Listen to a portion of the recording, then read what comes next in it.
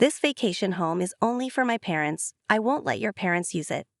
I was shocked by what my husband said. He had casually bought $1 million vacation home, so this was his plan all along. When I realized his true intentions, I had enough. Fine, but you're going to regret this, I told him. No, I won't, he replied, crossing his arms with a smug grin. Don't ever show your face to me again. Seeing him so confident made me determined. If that's how it is, then I won't hold back. I'll make sure he regrets it, I thought to myself.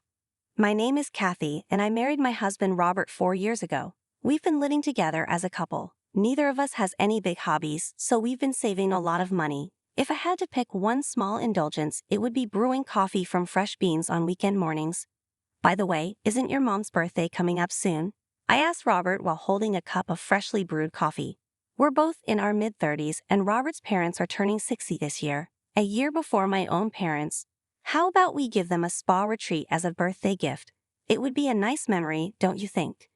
That's a good idea, Robert agreed. I'll ask my parents if they want anything specific. If not, we'll go with the spa retreat. It'll be killing 2 birds with 1 stone. I didn't mean it like that, I replied. I know, just joking. Next time I see my parents, I'll talk to them about it. Kathy, can you look up some good spas?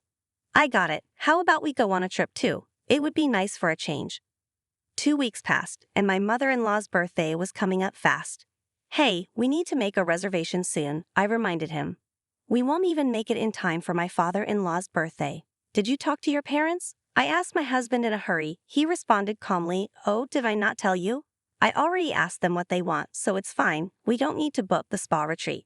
Is that so? Then, what did they say they wanted? I asked eagerly, wanting to pick out the gift together, but my husband gave me a look that showed he found it annoying. I'll handle everything. It's my parents' 60th birthday. You don't need to get involved, Kathy. I was shocked by Robert's words. He had never brushed me off like that before. That's not a nice way to say it, I said, feeling emotional. Why won't you tell me? We've always chosen gifts together every year. Every year, we had always picked out gifts for each other's parents together. So why, suddenly, for such an important milestone like their 60th birthday, would he say something like this? I couldn't understand Robert's thinking, and it frustrated me. I'm usually a calm person and rarely raise my voice, but my husband wouldn't change his mind. In the end, Robert still wouldn't tell me what his parents wanted. Since then, there has been an uncomfortable atmosphere between us, and we only talk about necessary things. Even when we drink our coffee, we sit in silence. The day before my mother-in-law's birthday, my husband finally spoke to me after a long silence. We're going out tomorrow to celebrate Mom's 60th birthday, so get ready, Kathy. We're staying overnight, so be prepared for that too. When he suddenly said we were going out, I panicked. What? Where are we going? If we're staying overnight, you should have told me earlier. I have a lot to prepare. I just told you, didn't I? You're definitely going to be surprised, he said in high spirits, while I was still worried. The next morning, we got into the car early and went to pick up my in-laws. They were very excited from the start of the day. I'm so excited. I never thought I'd get to celebrate my birthday like this. I really can't thank you enough, right, honey? Yes, indeed. Thank you so much, Robert and Kathy. You're welcome. Happy birthday, I replied. When my mother-in-law thanked us, I felt awkward because I hadn't helped pick out the gift at all. Even when my in-laws expressed their gratitude, I could only give a vague response. Then my husband said something surprising. Really, it's all thanks to Kathy. He was backing me up, and I was really happy with his thoughtfulness. We have been having some issues recently, but it felt like we might be able to go back to how things used to be. My gloomy feelings lifted, and I decided to enjoy the trip to our destination. We arrived at a beautiful cabin nestled in the woods. The entrance was spacious, and the living room had large glass windows, making it very attractive. The cabin was surrounded by trees, blending perfectly with nature. There were 3 bedrooms and even a hot tub in the bathroom.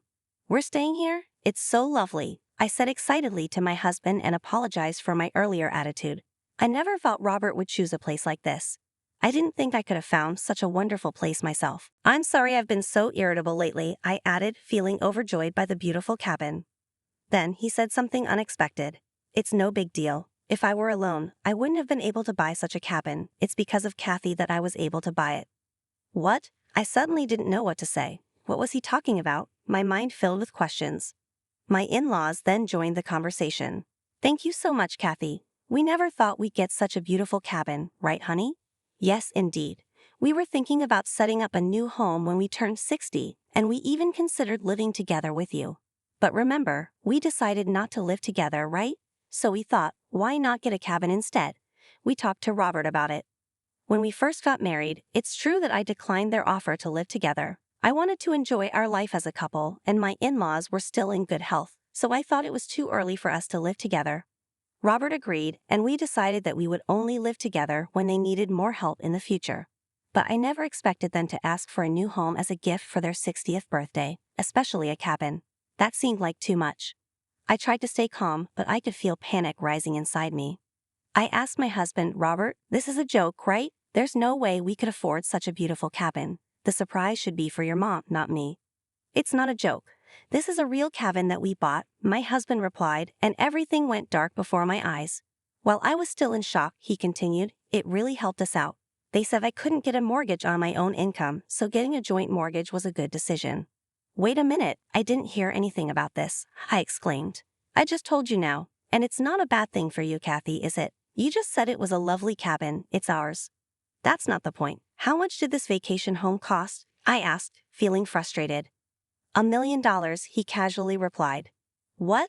I was stunned. $1 million for his parents' 60th birthday. It was way more than I ever imagined. Then, to make matters worse, my husband revealed another shocking fact. We couldn't get a loan for $1 million property in just my name, so I used all the money we've been saving since our marriage, from our joint account, as the down payment, he confessed. By now, I was beyond shocked, completely dumbfounded. How could he be so selfish without even talking to me first? I couldn't understand it at all. But my husband continued, unfazed, well, it's already bought, so nothing can be done now. Besides, I took into account your preference not to live with my parents. Isn't that good enough? In this vacation home, we can do whatever we want. Our vacations will be more fun, won't they? His carefree attitude was incredibly frustrating, but now that it was done, there wasn't much I could do. The cabin was indeed lovely, and it would make our holidays more enjoyable. Fine, it's already bought, so there's nothing we can do now. But you could have at least talked to me about it first, I muttered. Hearing that, my husband brightened up and laughed. That's more like it. I should have consulted you, and I'm sorry. I wanted it to be a surprise for you too. You're something else, Kathy. Even though Robert had taken out a joint mortgage and used our joint savings without telling me, I realized that we didn't have any big expenses coming up.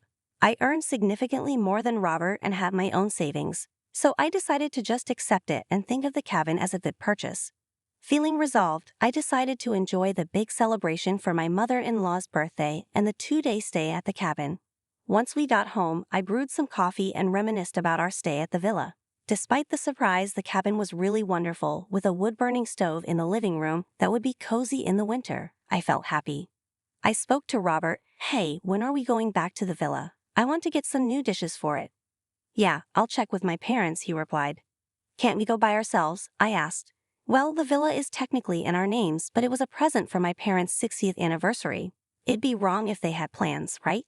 I felt a bad feeling rising. Even though the villa was in our names, it seemed like it was practically becoming my in-laws' property. I quickly suggested, since it's our villa, we can invite my parents too, right? Yeah, if they're available, he answered noncommittally, but at least he didn't refuse. I felt a bit relieved, thinking the villa wouldn't entirely become my in-laws' property. But that was too optimistic. For the past 6 months, I hadn't been allowed to stay at the villa once. I'd go there, but I couldn't stay overnight. I'd drop my in-laws off at the villa, prepare food, and then have to return home. The next day, I'd pick them up, clean up, and drive them back. It had been like this for 6 months, despite my many complaints. Robert always had some excuse, and sometimes he even yelled at me. But today, I wasn't going to give up, because soon it would be my parents' birthday. Hey, Robert, my father's birthday is in 2 months. We can invite them to the villa, right? It's our villa. I emphasized the word our and appealed to Robert. But his reply was the same as always. If my parents don't have plans. Again, it was always the same. We hadn't stayed at the villa once in the 6 months since we bought it. It was always his parents who got priority. It's our villa. We should be the priority. Plus, I'm also paying the mortgage and the down payment. My parents should be able to stay too, I insisted, refusing to back down. Then Robert frowned and snapped, Shut up. That vacation house is for my parents only. I won't let your parents use it. I suppose that was part of your plan all along, wasn't it? No wonder you bought the vacation house without telling me. The tolerance I had shown until now snapped at my heart. breaking with a sound as if something had shattered. "I'll never forgive you. Don't think you can get away with such selfish behavior," I told him, and then I proposed the following. "Fine, if that's how it is, I won't hold back any longer. Let's get a divorce." "What the hell? You're such a petty woman." "Well, whatever. I'm quite appreciated by my parents for buying that vacation home, and I'm sure my mom would do the housework. I won't be in trouble at all without you. Of course, if we're getting a divorce, I won't let you use that vacation house. Still okay with you?" Robert crossed his arms with a triumphant look on his face, satisfied. I felt pathetic for falling for such a man's smooth talk, but it was too late to regret now. All that was left was to get my revenge. I spoke to Robert. "Are you sure you're going to regret this?" He replied, "Like hell I will." "Fine, it's settled then. Don't ever show up in front of me again." The next day, I filed for divorce and it went through without any issues. I decided to walk back to my parents' house. A few months later, Robert called my parents' house in a panic. Is that you, Kathy? What do you want? We don't have anything left to discuss." I answered coldly, "There's nothing more to say. It's just as my lawyer told you. Since we're divorced, I'm not going to pay the mortgage. If you don't agree, I'm thinking about selling the vacation house." "But that vacation house is in both our names," Robert argued.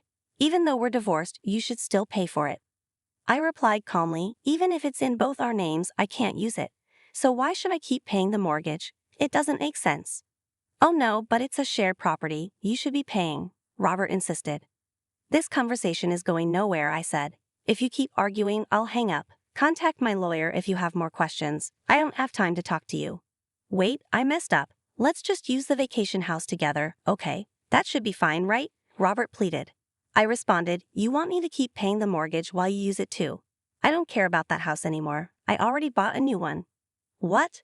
Robert was shocked. "Yes, I gave the vacation house to my parents for their 60th birthday. It's not as expensive as the one we had, but they love it. Is that all? I don't have time for this." "Hold on, I quit my job," Robert added, sounding desperate. "I know," I said. "What?" Robert asked, confused. "It was probably my father who influenced this," I explained. "My father is a big executive and knows many important people, including the president of Robert's company. My father was upset with how Robert treated me and talked to the company president about it. I heard that Robert chose to resign because of this." "Help me out," Robert begged, his voice breaking. As I started getting disapproving looks from my coworkers, I decided to quit my job. I felt it was time to move on and leave behind the mess that Robert had caused. I found a new job, but it pays less than my old one. I can't keep up with the mortgage payments on my own. I blamed Robert, saying he should be responsible for the mortgage since he's the one who caused all this trouble. His selfishness pushed me to my limit. I told him, "Sure, my father might have made you quit your job, but you were the one who started this whole mess. Don't twist the story to make yourself look better. You messed up by using our shared property to impress your parents, and now you're paying for it. I didn't expect things to turn out this way, but you get what you deserve. I hope you struggle with the mortgage payments." I hung up on his desperate pleas. Over the next few months, I worked with a lawyer and finally got out of the mortgage for the vacation house. Robert couldn't afford the payments on his own, and the house had to be sold because its value had dropped. Robert ended up in debt and is now living in a cheap apartment. His parents are now embarrassed, having lost the vacation house they used to brag about. Meanwhile, I'm busy and happy as the vice president of my father's company. I enjoy our days off the most when the three of us visit the vacation house, relax, and have coffee together.